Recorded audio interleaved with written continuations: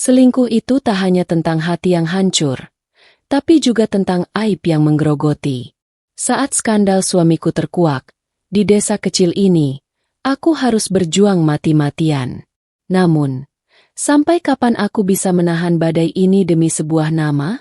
Assalamualaikum warahmatullahi wabarakatuh. Kalian dari mana aja nih? Absen yuk, jangan lupa subscribe. Buat yang sudah subscribe, semoga selalu diberkahi kebaikan dan rezeki yang mengalir.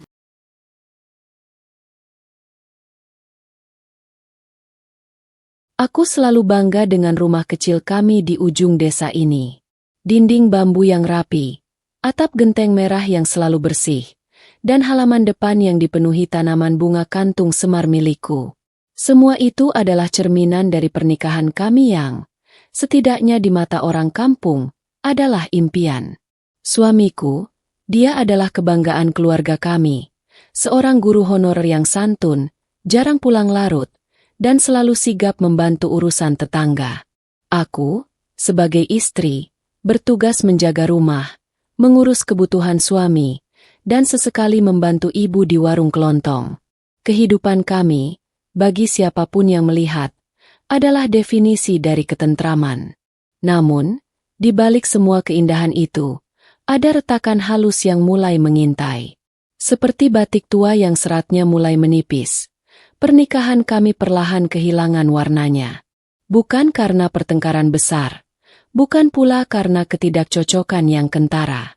Lebih tepatnya, sebuah kesunyian yang pelan-pelan menyelinap di antara kami. Suamiku pulang semakin larut, bukan karena pekerjaan tambahan, melainkan karena rapat-rapat desa yang tak ada habisnya, katanya. Aku percaya. Tentu saja aku percaya. Dia tidak pernah memberiku alasan untuk tidak percaya. Dulu, setiap malam adalah waktu kami.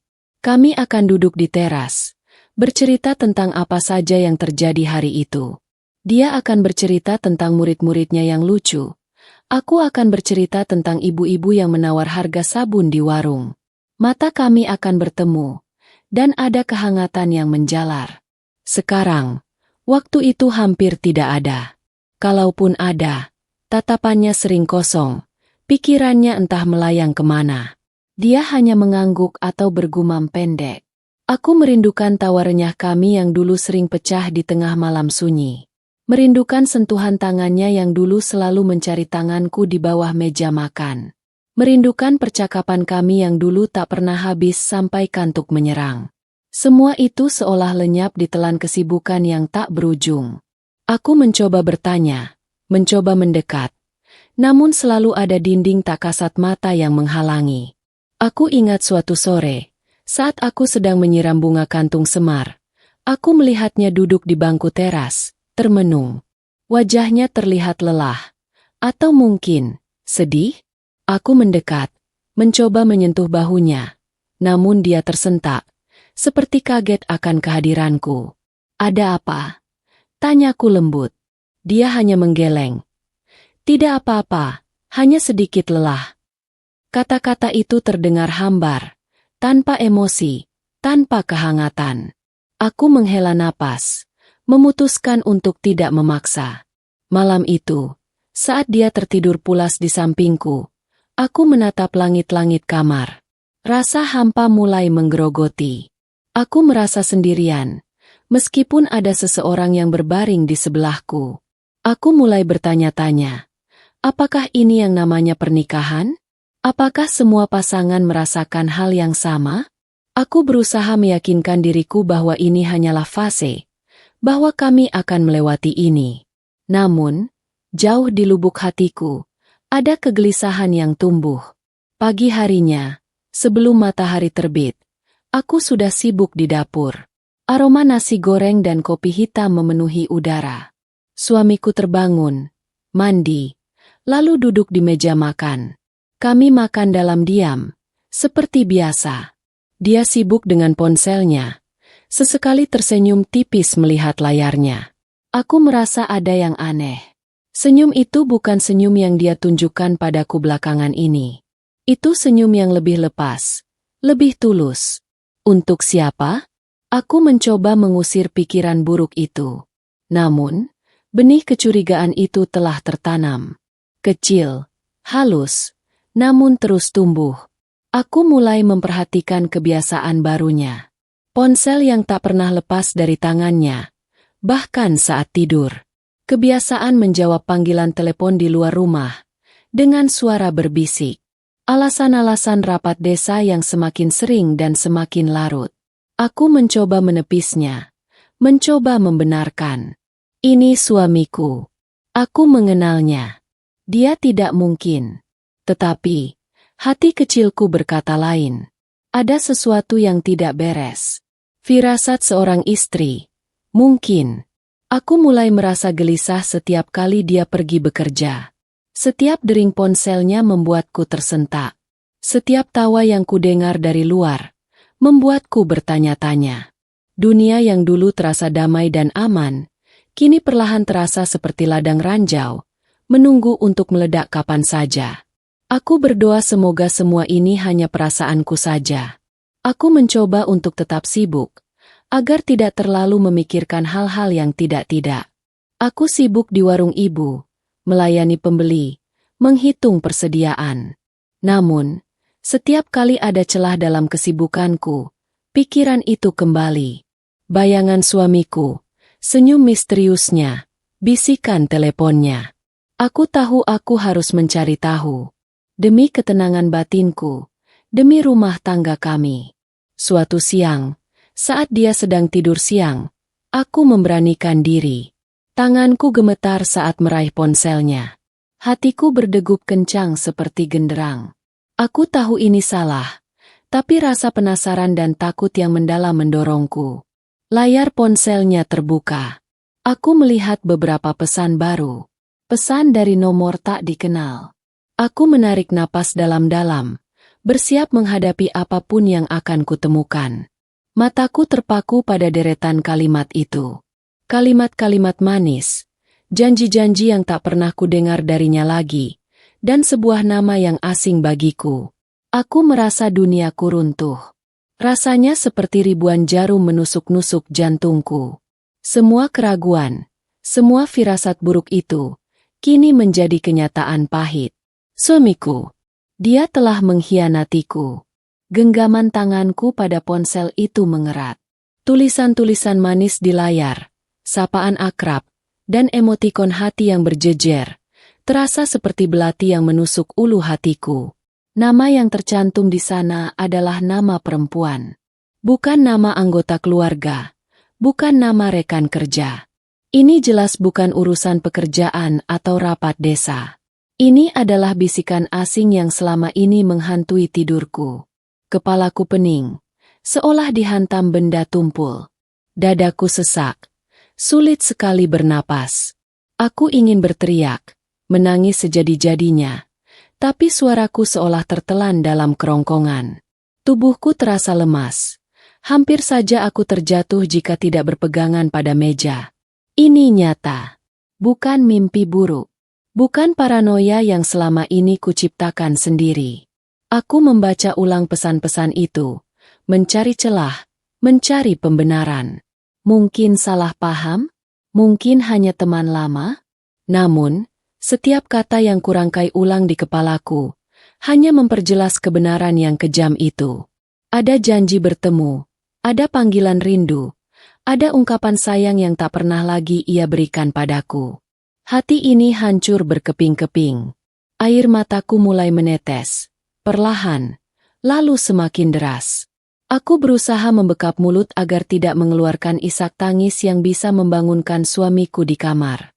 Sungguh ironis. Aku harus menyembunyikan rasa sakitku sendiri agar dia bisa tidur nyenyak setelah mengkhianatiku. Rasa marah, kecewa, dan sedih bercampur aduk menjadi satu. Bagaimana bisa? Aku menatap wajahnya yang damai dalam tidur. Wajah yang dulu kupikir adalah wajah malaikatku. Wajah yang selalu kubanggakan di depan ibu-ibu pengajian. Wajah yang kini terasa asing, penuh kepalsuan. Selama ini, kebohongan apa saja yang telah ia sembunyikan dariku? Berapa lama ini sudah berlangsung? Pertanyaan-pertanyaan itu berputar tak karuan di benakku. Aku bangkit dari meja, berjalan tanpa arah ke kamar mandi. Kucuci wajahku dengan air dingin, berharap bisa menghapus jejak air mata, menghapus kebenaran pahit yang baru saja kutelan. Tapi sia-sia. Bayangan pesan-pesan itu terus berkelebat. Setiap kata terukir jelas dalam ingatanku. Rasanya seperti ada tangan dingin yang meremas jantungku. Aku kembali ke ruang tengah, duduk termangu di lantai dingin. Ingatanku melayang ke masa lalu, ke saat-saat awal pernikahan kami. Betapa bahagianya kami. Betapa besarnya cinta yang kami punya. Janji-janji setia yang terucap di hadapan penghulu, disaksikan seluruh warga desa. Apakah semua itu hanya bualan? Apakah semua itu tak berarti apa-apa bagi dirinya? Aku mulai memikirkan setiap momen belakangan ini. Kebiasaan barunya, ponselnya yang tak pernah lepas, bisikan teleponnya. Semua petunjuk itu kini terlihat begitu jelas. Bagaikan peta yang menunjuk pada satu tujuan, pengkhianatan. Aku merasa bodoh, begitu buta dan naif. Aku terlalu percaya, terlalu lugu. Atau mungkin, aku memang tidak ingin melihat kebenaran itu. Suara pintu kamar terbuka. Suamiku terbangun. Aku segera menghapus sisa air mata dan mencoba bersikap setenang mungkin. Dia keluar kamar, menguap panjang, lalu menatapku. "Sudah bangun?" Tanyanya dengan suara serak khas bangun tidur. Aku hanya mengangguk, berusaha tersenyum tipis. Aku tidak tahu bagaimana harus bereaksi. Aku tidak tahu apa yang harus kukatakan. Dia duduk di depanku, mengucek matanya. Ponselnya kembali tergeletak di meja, di dekat tanganku. Aku menatapnya, lalu menatap ponsel itu. Perasaanku campur aduk. Ingin sekali aku melempar ponsel itu ke wajahnya, menuntut penjelasan, melampiaskan semua rasa sakit ini. Tapi aku tidak bisa. Aku terlalu terkejut, terlalu rapuh. Aku hanya bisa terdiam, menatapnya. Dia terlihat biasa saja, seolah tidak ada apa-apa yang terjadi. Seolah dia tidak sedang menghancurkan duniaku secara perlahan. Kepura-puraan ini semakin membuatku muak. Bagaimana dia bisa begitu tenang? Begitu tidak merasa bersalah? Apakah aku tidak berarti apa-apa baginya? Malam itu, kami makan malam seperti biasa. Aku berusaha sekuat tenaga untuk tidak menangis, untuk tidak menunjukkan apapun. Tapi setiap suapan terasa seperti pasir di lidahku. Setiap tatapan mataku padanya terasa hampa. Dia bertanya tentang hariku, tentang warung ibu. Aku menjawab seadanya, dengan suara tertahan. Dia tidak menyadarinya. Atau dia memang tidak peduli? Aku mencoba membayangkan siapa perempuan itu. Seperti apa dia? Apakah dia lebih cantik dariku? Lebih pintar? Lebih muda? Ribuan pertanyaan tanpa jawaban menghantuiku. Aku merasa begitu kecil, begitu tidak berharga. Bagaimana mungkin suamiku, laki-laki yang selama ini kupuja, bisa melakukan hal ini? Aku tahu, mulai sekarang, hidupku tidak akan sama lagi. Bayangan skandal ini akan selalu menghantuiku. Terutama di desa kecil ini, di mana setiap bisikan bisa menjadi badai. Bagaimana aku akan menghadapi ini semua? Bagaimana aku akan menjaga martabat keluargaku di mata kampung halaman? Aku tahu, perjuangan berat baru saja dimulai. Sejak hari itu, duniaku berubah menjadi panggung sandiwara. Aku memakai topeng. Topeng seorang istri yang bahagia, seorang menantu yang patuh, dan seorang anggota masyarakat yang tanpa celah. Aku tersenyum pada setiap tetangga yang berpapasan, menjawab ramah setiap pertanyaan basa-basi, dan bahkan lebih giat lagi membantu di warung ibu. Semua itu kulakukan agar tak ada yang curiga, agar retakan dalam pernikahanku tak terlihat oleh mata-mata tajam di kampung ini. Suamiku, dia juga memakai topengnya. Topeng suami teladan, guru yang berdedikasi, dan anak menantu kesayangan. Dia tetap pergi mengajar setiap pagi, pulang tepat waktu, dan kadang-kadang masih menyempatkan diri membantu pekerjaan rumah. Namun, aku tahu, di balik semua itu, ada rahasia busuk yang kami berdua sembunyikan. Dan rasa muak itu terus menggerogotiku. Setiap malam, saat dia tidur di sampingku, aku merasa jijik. Sentuhannya terasa hambar, bahkan menjijikkan. Aku sering berpura-pura tidur lebih dulu, atau membalikkan badan, agar tidak perlu berinteraksi fisik dengannya. Tidurku pun tidak lagi nyenyak. Bayangan perempuan itu, bayangan pesan-pesan di ponselnya, selalu muncul dalam mimpiku, menghantuiku tanpa henti. Aku berusaha mencari tahu lebih banyak tentang perempuan itu. Diam-diam, saat suamiku lengah, aku mencoba membuka kembali ponselnya. Aku mencari nama itu, mencari petunjuk. Aku menemukan foto-foto, bukan hanya satu, tapi banyak. Foto perempuan itu, foto suamiku bersamanya, bahkan foto mereka berdua di suatu tempat yang tak kukenal. Hatiku kembali terkoyak. Desa kami adalah desa kecil. Setiap gerak-gerik, setiap gosip, menyebar lebih cepat dari api yang menjalar di musim kemarau. Aku tahu, jika skandal ini terbongkar, bukan hanya aku dan suamiku yang akan menanggung malu, tapi juga seluruh keluarga besar kami. Ibu dan bapak, yang selama ini sangat dihormati di desa ini, akan menjadi bahan gunjingan. Aku tidak bisa membiarkan itu terjadi. Aku mulai mendengar bisikan-bisikan halus dari para tetangga. Awalnya hanya samar, seperti angin lalu yang berbisik di telingaku. Si itu kok sering pulang malam ya? Atau, lihat, si ibu itu kok kelihatan murung belakangan ini. Aku tahu itu tentang kami. Mata-mata mereka tajam, telinga mereka peka terhadap setiap desas-desus. Aku merasa tercekik. Hidupku terasa seperti di bawah mikroskop. Setiap langkahku, setiap ekspresi wajahku, terasa seperti sedang diawasi. Aku harus terlihat sempurna, tanpa cacat, agar tidak memberikan celah bagi mereka untuk menggosipkan kami. Beban ini terasa sangat berat, hampir tidak tertahankan. Suatu sore, saat aku sedang berbelanja di warung ibu, seorang tetangga yang terkenal paling kepo, Ibu Marni, mendekat. Dia tersenyum ramah, tapi matanya memancarkan rasa ingin tahu yang besar. "Nak, suamimu akhir-akhir ini sibuk sekali ya?" tanyanya. Suaranya pelan tapi menusuk. Aku hanya mengangguk. "Iya Bu, banyak kegiatan di sekolah." "Oh begitu," katanya sambil mengangguk-angguk. "Tadi pagi kulihat dia di desa seberang, naik motor. Padahal biasanya kan jalan kaki kalau ke sekolah." Senyum di wajahnya semakin lebar, dan aku tahu dia sedang mengujiku. Jantungku berdegup kencang. Aku harus mencari alasan yang masuk akal. Iya, Bu. Tadi dia ada urusan sebentar di kantor desa seberang. Makanya bawa motor. Jawabku berusaha tenang. Ibu Marni hanya mengangguk lagi. Matanya menyipit, seolah tidak sepenuhnya percaya. Aku tahu dia tidak bodoh. Dia pasti punya firasat. Setiap hari, aku merasa seperti berjalan di atas pecahan kaca. Setiap obrolan dengan tetangga adalah ujian. Setiap tatapan mereka adalah ancaman. Aku harus selalu siap dengan jawaban, dengan senyuman, dengan kepura-puraan. Aku lelah, sangat lelah, tapi aku tidak boleh menyerah. Aku mulai mencari cara untuk menghadapi ini.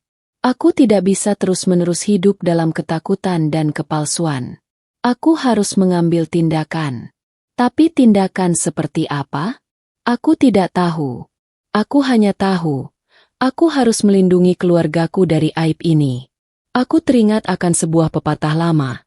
Api kecil jika tidak dipadamkan, akan menjadi kebakaran besar. Perselingkuhan suamiku adalah api kecil itu. Dan aku tidak akan membiarkannya membakar habis semua yang kami miliki. Terutama, martabat keluarga kami di mata kampung halaman.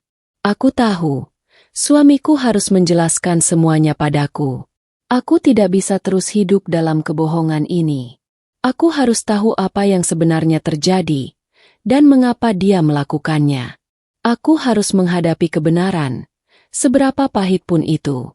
Malam itu, setelah semua aktivitas usai dan suara jangkrik mulai mengisi kesunyian, aku memutuskan ini waktunya. Tidak ada lagi penundaan. Tidak ada lagi kepura-puraan. Aku harus menghadapinya. Dia sedang duduk di teras, seperti biasa, sibuk dengan ponselnya. Aku menarik napas dalam-dalam, mengumpulkan setiap keping keberanian yang tersisa. Aku berjalan pelan ke dapur, membuatkan teh hangat untuknya. Gerakanku sengaja kubuat sedikit lebih berisik, berharap dia menyadari kehadiranku. Ketika teh sudah siap, aku membawanya ke teras, meletakkan cangkir di hadapannya. Dia mendongak, tersenyum tipis, senyum yang kini terasa asing dan penuh kepalsuan. "Minumlah," kataku. Suaraku sedikit bergetar. Aku duduk di bangku di seberangnya, menatap lurus ke matanya. Dia menyesap tehnya, lalu kembali menunduk melihat ponselnya. Aku menunggu, memberi waktu, tapi dia tak kunjung memulai percakapan yang kutunggu. "Ada yang ingin kubicarakan," akhirnya aku berkata. Suaraku setenang mungkin, meskipun jantungku berdegup seperti genderang. Dia mengangkat pandangannya. Alisnya sedikit mengernyit. Ekspresinya menunjukkan kebingungan. Atau mungkin, ketidakpedulian. "Ada apa?" tanyanya datar. Pertanyaan itu, nadanya, membuatku merasa seolah aku yang bersalah. Amarah mulai mendidih dalam diriku. Tapi aku menahannya. Aku tidak boleh meledak. Aku harus tenang. "Aku tahu," kataku. Suaraku sekarang lebih tegas. "Aku tahu tentang dia." Matanya membelalak. Ponsel di tangannya hampir saja terjatuh. Wajahnya langsung pucat, seperti baru saja melihat hantu. Topeng kebaikannya kini retak, memperlihatkan ketakutan dan rasa bersalah yang kentara. Dia terdiam, tidak mengucapkan sepatah kata pun. Hanya menatapku dengan mata yang penuh keterkejutan. Aku menunggu jawabannya, penjelasannya. Tapi hanya ada keheningan yang menyiksa. Keheningan yang lebih menyakitkan daripada 1000 makian. "Siapa dia?" tanyaku lagi. Suaraku mulai bergetar karena emosi yang tertahan. "Sejak kapan? Apa yang sudah kau lakukan?" Pertanyaan-pertanyaan itu meluncur begitu saja dari bibirku, tak tertahankan. Dia akhirnya membuka mulutnya, tapi yang keluar hanyalah desahan berat. Aku bisa menjelaskan," katanya. Suaranya nyaris berbisik. Namun, aku tidak percaya. "Penjelasan apa lagi yang bisa membenarkan semua ini?" "Tidak ada yang perlu dijelaskan," kataku, bangkit dari bangku. "Aku sudah melihat semuanya. Di ponselmu, pesan-pesan itu, foto-foto itu." Aku tidak peduli lagi jika suaraku kini mulai meninggi. Aku tidak bisa menahannya lagi. Dia ikut berdiri, mencoba mendekatiku. "Dengarkan aku dulu," katanya, mencoba meraih tanganku. Aku menepisnya. Sentuhannya terasa seperti api yang membakar. "Bagaimana bisa kau melakukan ini padaku?" kataku. Suaraku kini bergetar karena menahan tangis. "Bagaimana bisa kau menghancurkan semua yang kita bangun? Apa kekuranganku? Apa yang salah denganku?" Dia menunduk, tidak berani menatap mataku. "Ini bukan salahmu," katanya pelan. "Ini salahku. Aku hilaf." Kata hilaf itu membuatku muak. Hilaf? Apakah menghancurkan sebuah pernikahan dan mengkhianati kepercayaan bisa disebut hilaf? Hilaf? Ulangku. Nadaku penuh sindiran. Apakah hilaf bisa terjadi berkali-kali? Apakah hilaf bisa sampai mengirimkan pesan cinta dan berjanji akan bertemu? Aku tidak bisa lagi menahan air mataku. Air mata itu mengalir deras, membasahi pipiku.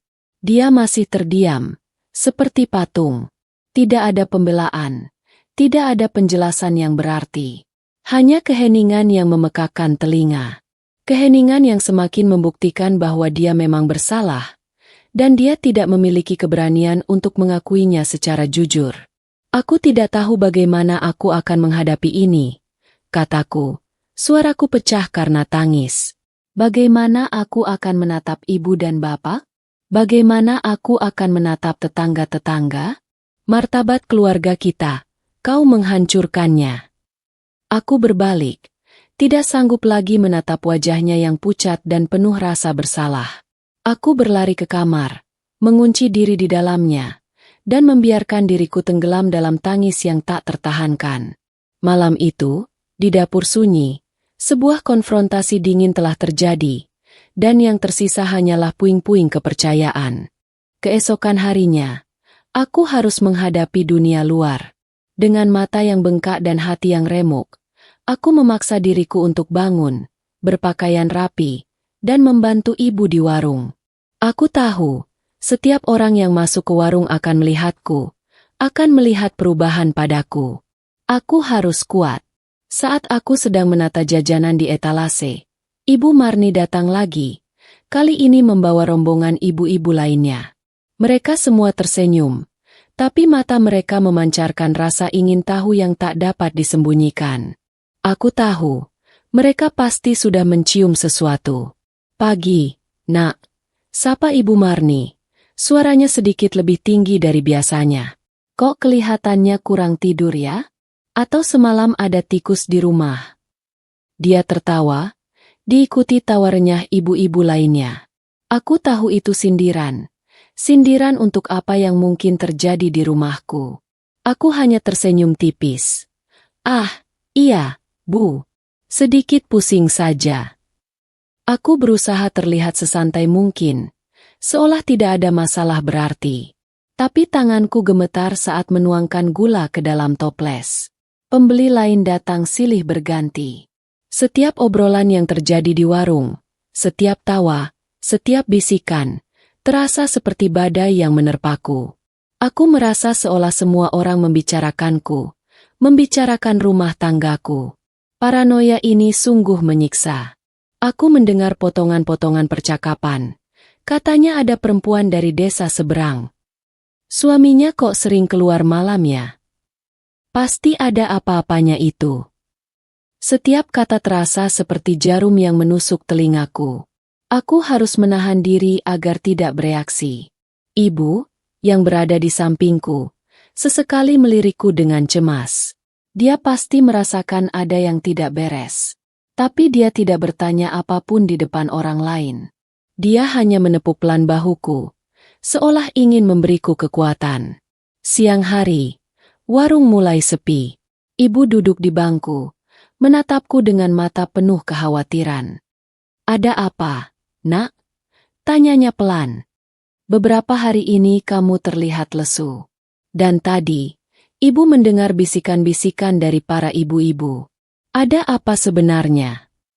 Air mataku tidak bisa lagi kutahan. Aku langsung memeluk ibu, menangis terseduh-seduh di bahunya. Ibu, aku tidak tahu harus bagaimana. Bisikku di sela isak tangis. Aku menceritakan semuanya. Tentang ponsel itu, tentang pesan-pesan itu, tentang perasaanku yang hancur.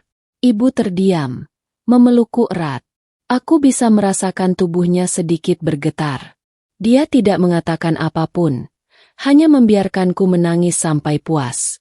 Ketika tangisku mereda, dia menghela napas panjang.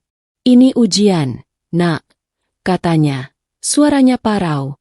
Ujian yang sangat berat. Bagaimana ini, Bu?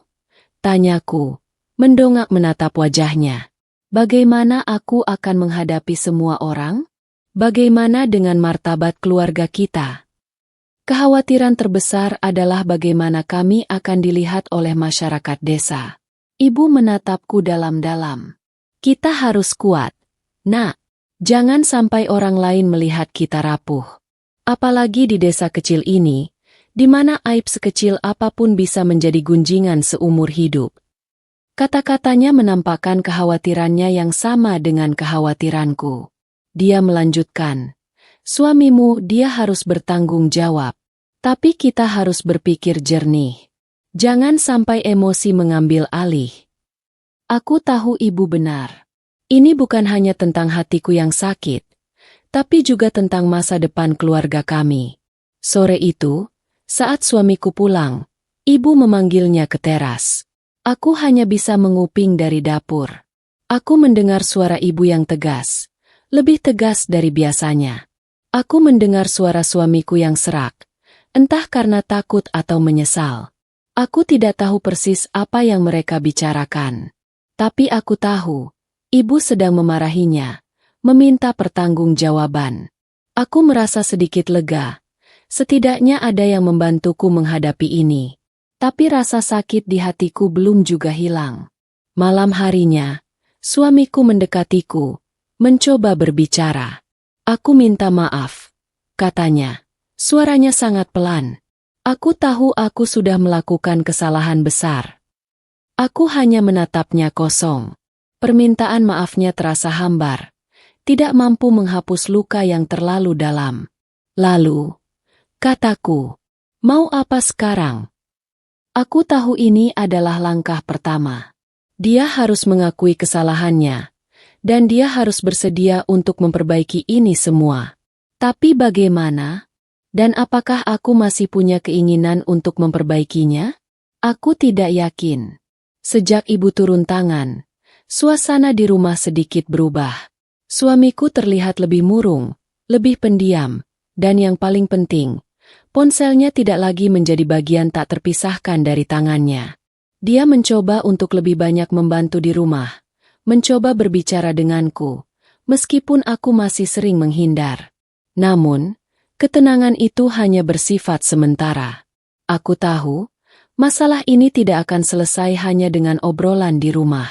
Perempuan itu, di desa seberang, masih ada, dan dia adalah ancaman nyata bagi rumah tanggaku. Aku harus menghadapinya. Beberapa hari kemudian, saat aku sedang menjaga warung, seorang gadis muda datang. Wajahnya asing bagiku, tapi dia terlihat sangat akrab dengan salah satu pembeli langganan. Aku mendengar obrolan mereka, dan telingaku menangkap sesuatu yang membuatku tersentak. Itu loh, si guru yang dari desa sebelah, kata si gadis itu. Suaranya sedikit genit. Katanya dia sering ke sini, ketemu sama sudahlah. Dia melirik ke arahku, seolah baru menyadari kehadiranku. Aku merasa panas dingin. Aku yakin itu dia. Perempuan itu. Dia datang ke desaku, berani menunjukkan dirinya, seolah tidak punya rasa malu. Darahku mendidih. Dia tidak hanya menghancurkan pernikahanku, tapi juga berani menginjak-injak martabatku di depan mataku sendiri. Sore itu, aku tidak bisa menahan diri lagi. Aku memutuskan untuk pergi ke desa seberang. Aku tidak tahu persis di mana rumahnya, tapi aku yakin aku bisa menemukannya. Rasa marah dan keinginan untuk melindungiku keluargaku mendorongku. Aku naik ojek menuju desa seberang. Sepanjang jalan, hatiku bergemuruh. Aku mempersiapkan diri untuk skenario terburuk. Pertengkaran, adu mulut, atau bahkan caci maki. Tapi aku tidak peduli. Aku harus menghadapinya. Setelah bertanya kepada beberapa penduduk, aku akhirnya menemukan rumahnya. Sebuah rumah sederhana, tidak terlalu besar, tapi terawat. Aku menarik napas dalam-dalam, menguatkan diri. Tanganku gemetar saat mengetuk pintu. Seorang perempuan muda membuka pintu. Wajahnya familiar, seperti yang kulihat di foto ponsel suamiku. Dia cantik, lebih muda dariku, dan terlihat modis. Senyumnya ramah, tapi segera luntur saat melihat ekspresiku yang dingin. "Ada apa ya, Mbak?" tanyanya. Suaranya terdengar polos. Aku tahu dia berpura-pura. Dia pasti tahu siapa aku. "Aku istrinya," kataku. Suaraku rendah dan tajam. Wajahnya langsung pucat. Matanya melebar, menunjukkan keterkejutan yang nyata. Dia tidak menyangka aku akan datang. "Maaf, saya tidak mengerti," katanya, mencoba mengelak. Aku tersenyum sinis. "Oh, kau mengerti. Sangat mengerti. Aku datang ke sini bukan untuk beramah tamah. Aku datang untuk mengingatkanmu. Aku menjelaskan kepadanya, dengan nada tenang namun penuh ancaman, tentang statusku, tentang keluargaku, dan tentang konsekuensi jika dia terus mengganggu suamiku. Aku menceritakan bagaimana seluruh desa akan tahu, bagaimana reputasinya akan hancur. Aku tidak mengancam fisiknya, tapi aku mengancam kehidupannya di mata masyarakat. Dia terdiam, menunduk. Wajahnya kini dipenuhi ketakutan. Aku bisa melihat ketegangan di rahangnya. Dia tidak mengatakan apa-apa, tidak membantah, hanya mendengarkan setiap kata yang keluar dari mulutku. Ini peringatan terakhir, kataku. Suaraku menjadi dingin. Jika kau masih berani mengganggu suamiku, aku tidak akan segan-segan untuk membongkar semuanya di depan umum. Dan kau tahu, di desa seperti kita, aib itu lebih buruk daripada kematian. Setelah mengatakan itu, aku berbalik, meninggalkan dia yang masih berdiri mematung di ambang pintu. Aku tidak tahu apakah kata-kataku akan berpengaruh, tapi setidaknya, aku sudah mencoba. Aku sudah menempatkan diriku di garis depan untuk melindungi keluargaku. Perjalanan pulang terasa panjang. Perasaanku campur aduk. Ada sedikit kepuasan karena telah meluapkan amarahku. Tapi juga ada kekosongan yang mendalam. Apa ini akan berhasil? Atau ini hanya akan memperkeruh suasana? Aku tidak tahu. Aku hanya bisa berharap. Malam itu, aku tidak menceritakan pertemuanku dengan perempuan itu kepada suamiku. Biarkan dia menduga-duga. Biarkan dia merasa cemas. Biarkan dia tahu bahwa aku tidak akan tinggal diam. Ancaman dari desa seberang kini telah kuhadapi. Dan aku tidak akan mundur.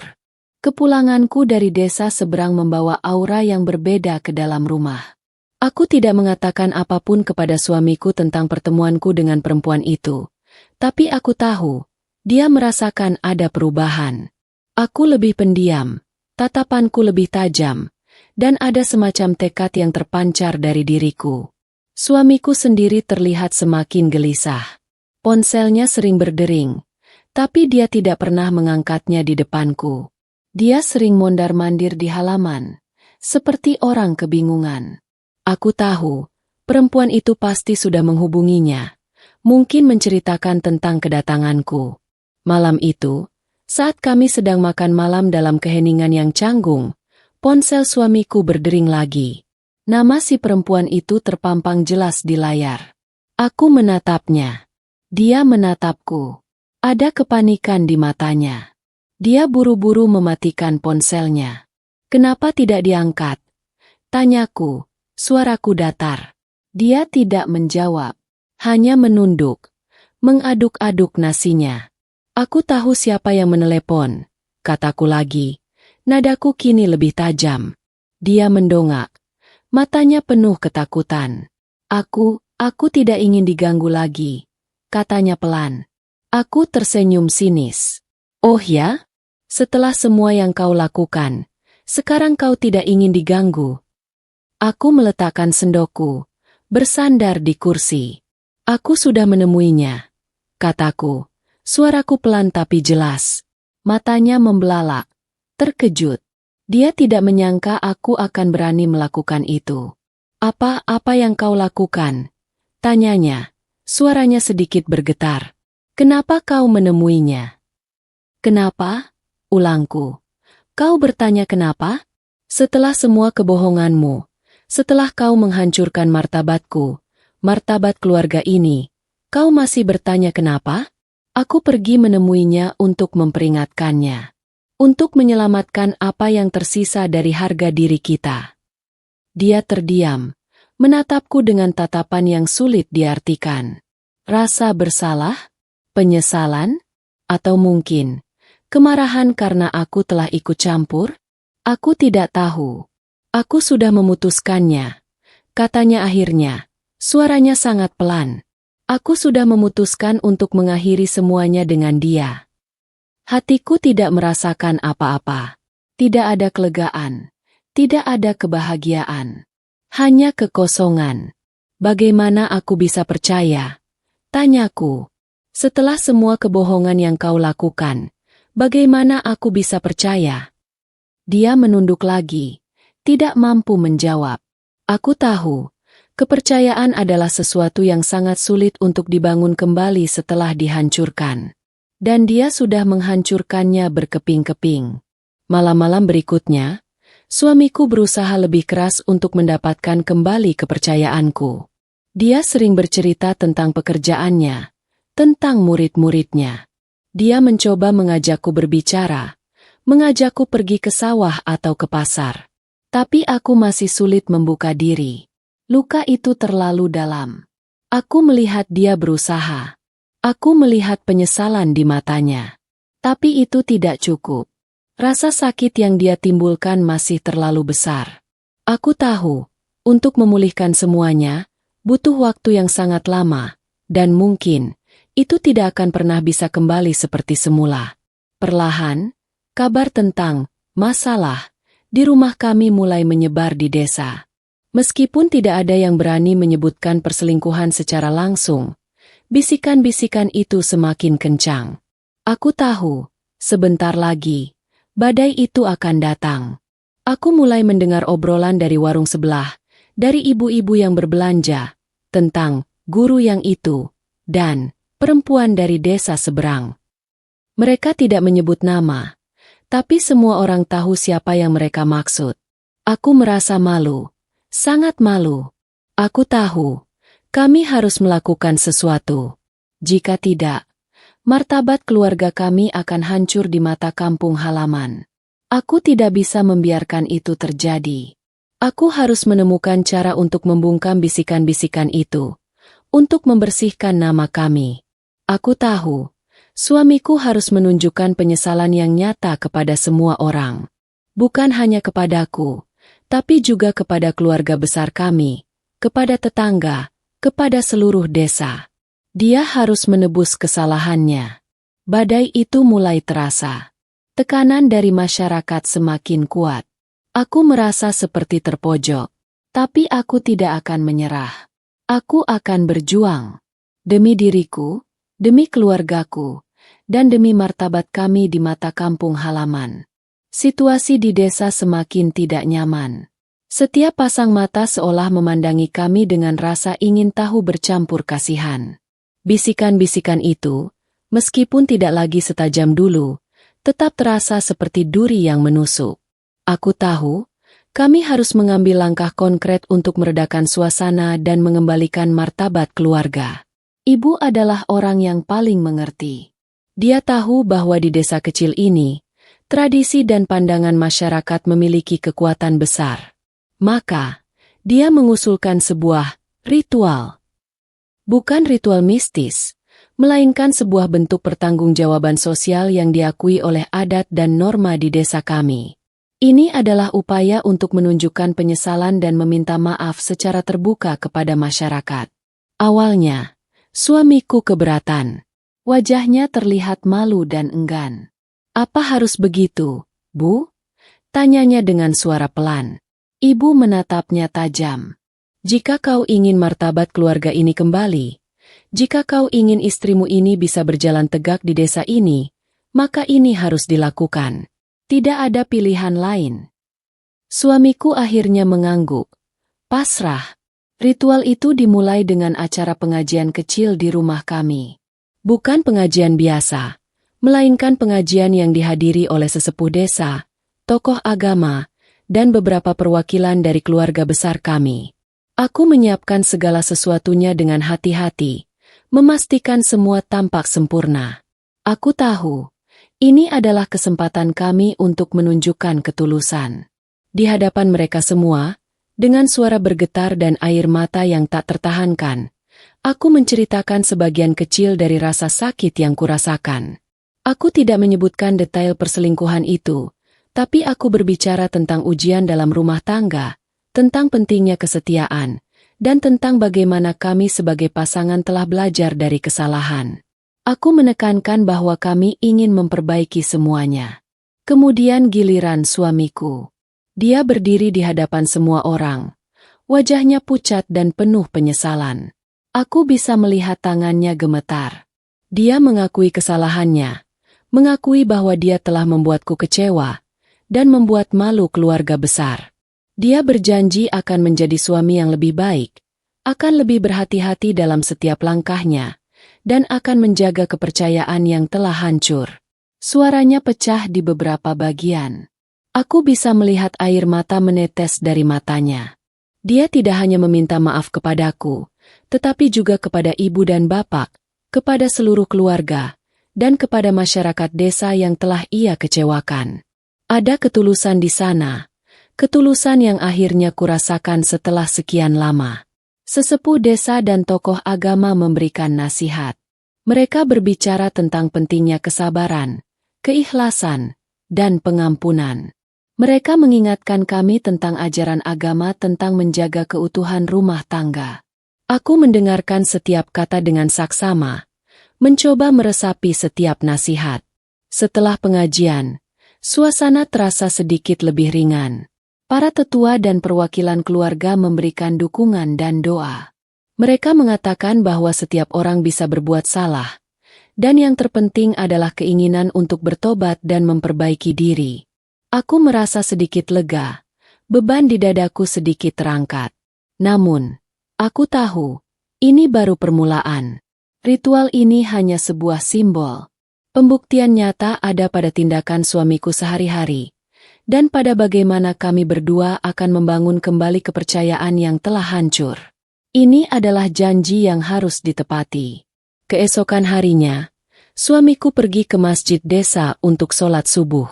Ini adalah hal yang jarang ia lakukan belakangan ini.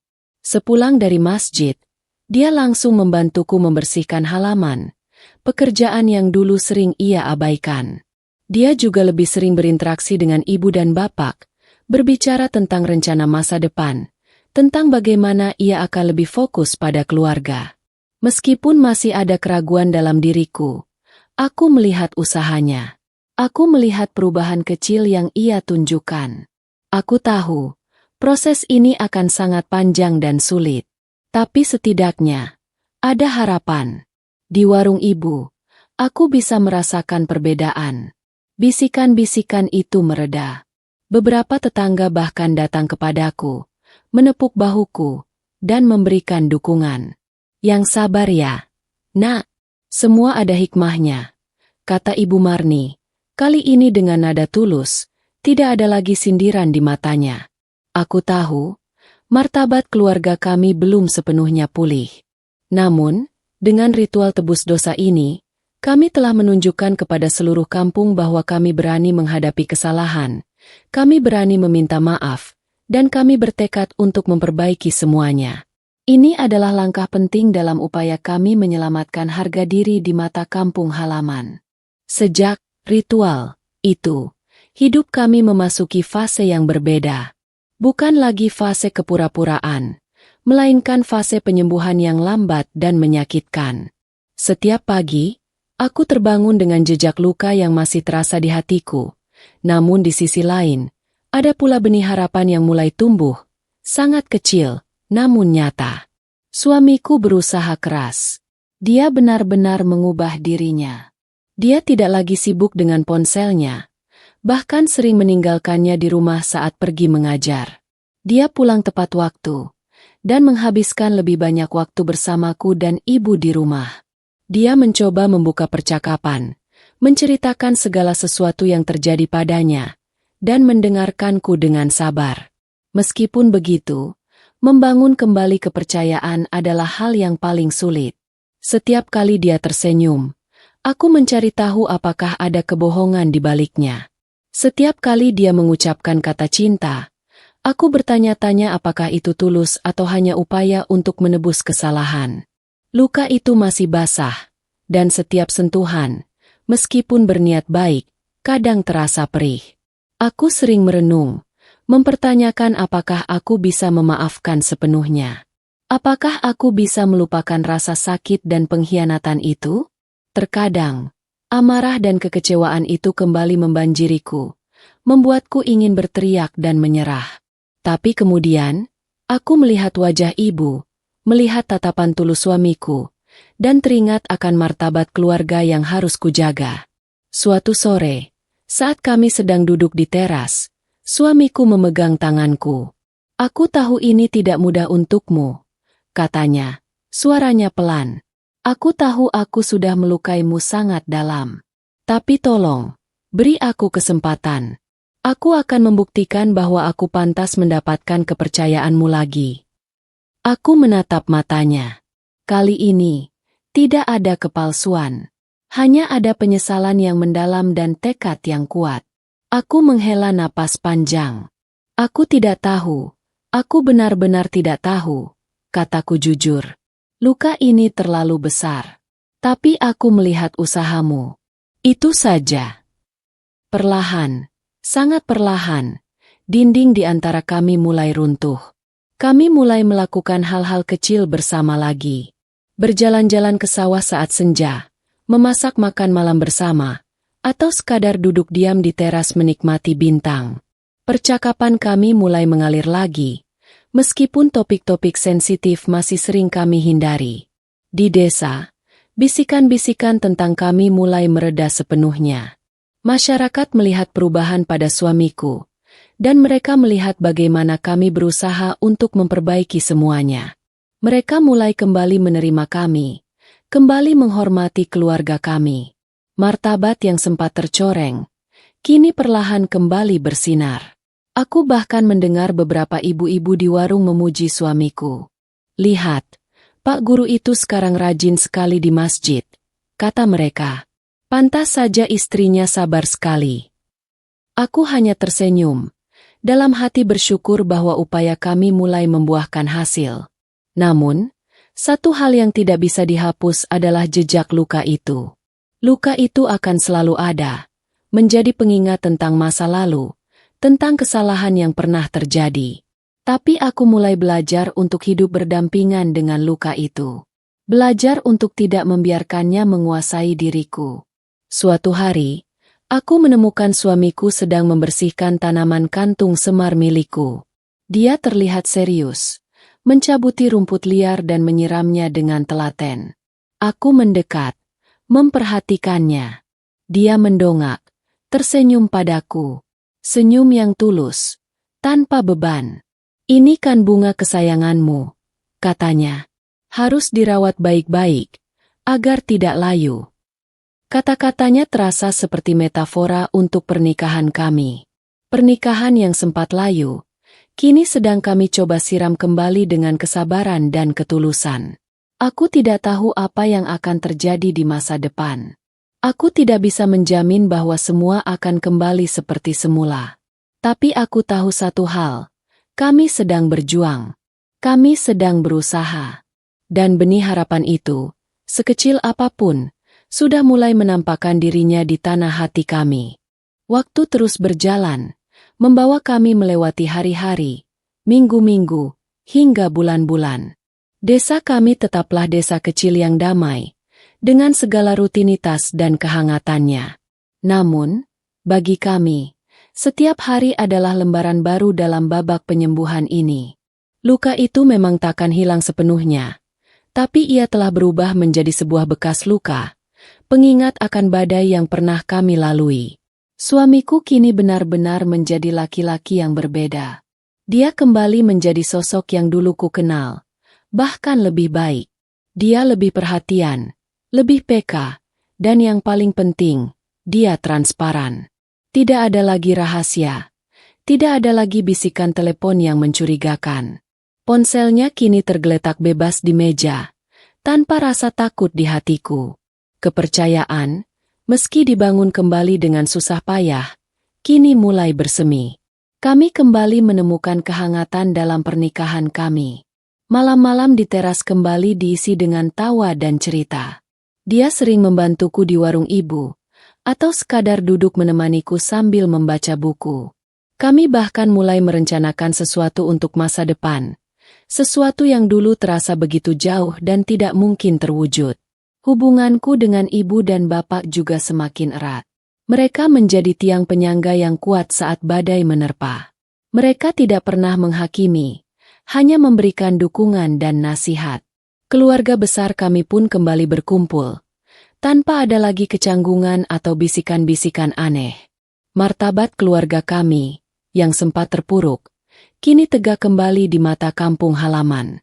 Aku sering berjalan-jalan di pagi hari, menyusuri jalan setapak di pinggir desa, melihat kabut tipis menyelimuti sawah. Udara segar yang kuhirup terasa seperti napas baru. Dulu, setiap langkah terasa berat, penuh beban dan kecemasan. Kini, langkahku terasa ringan, dipenuhi rasa syukur. Ada satu pelajaran penting yang kupetik dari semua ini, bahwa badai terhebat sekalipun bisa kita lalui. Bahwa luka, jika dirawat dengan sabar dan ikhlas, bisa menjadi kekuatan. Dan bahwa pengampunan, tidak hanya untuk orang lain, tapi juga untuk diri sendiri, adalah kunci untuk melangkah maju. Aku memaafkan suamiku, dan yang lebih penting, aku memaafkan diriku sendiri karena telah merasa gagal. Tentu saja, ada momen-momen di mana bayangan masa lalu itu sesekali muncul. Sebuah lagu yang mengingatkanku pada masa itu, atau sekilas pandangan pada orang yang mirip dengan perempuan itu. Namun, aku tidak lagi membiarkannya menguasai diriku. Aku belajar untuk mengakui rasa sakit itu, lalu melepaskannya. Aku tahu, kami tidak akan pernah kembali menjadi pasangan yang sama seperti sebelum badai itu. Kami telah berubah. Aku telah berubah. Dia telah berubah. Tapi perubahan ini, meskipun menyakitkan, telah membuat kami menjadi versi yang lebih kuat, lebih bijaksana, dan lebih menghargai satu sama lain. Suatu sore, saat aku sedang menyiram bunga kantung semar, aku melihat suamiku pulang dari mengajar. Dia tersenyum padaku, senyum yang hangat dan tulus. Dia mendekat, memelukku erat, dan mencium keningku. "Terima kasih," bisiknya. Aku tahu dia berterima kasih karena aku tetap bertahan, karena aku memberinya kesempatan kedua. Aku membalas pelukannya. "Kita lalui ini bersama," bisikku. Matahari mulai terbenam, menyinari desa kami dengan cahaya keemasan. Fajar baru telah menyingsing di ujung kampung, membawa serta harapan dan kedamaian yang telah lama kami rindukan. Ini bukan akhir dari cerita kami, melainkan awal dari babak baru, yang kami tulis bersama, dengan tinta kesabaran dan cinta yang diperbarui.